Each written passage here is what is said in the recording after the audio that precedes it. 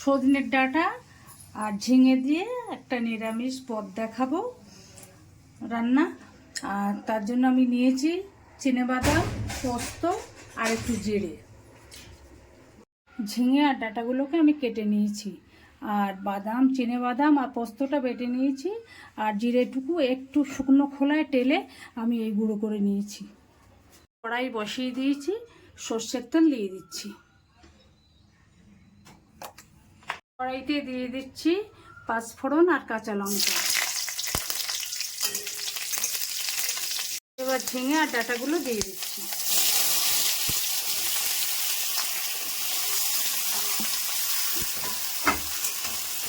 লবণ দিয়ে দিচ্ছি,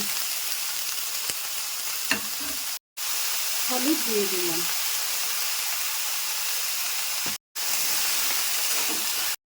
একটু লঙ্কা দিই,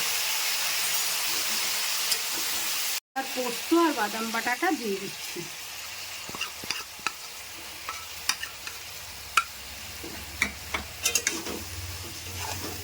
দিয়ে দিচ্ছি সামান্য চিনি।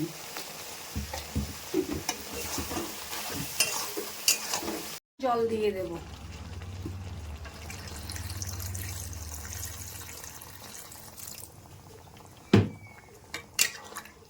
ঢাকা দিয়ে দিচ্ছি, এটা একটু মাখা মাখা হবে।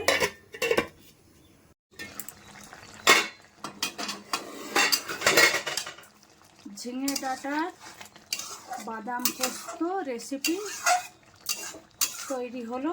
এবার দিয়ে দিচ্ছি হালকা ভেজে রাখা জিরের গুঁড়োটা।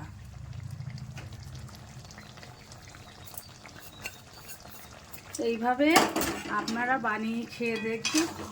আর শনিবার নিরামিষ দিনের জন্য খুব সুন্দর একটা রেসিপি হলো।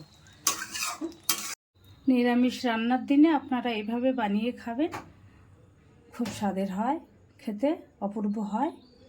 খেয়ে দেখবেন একদিন।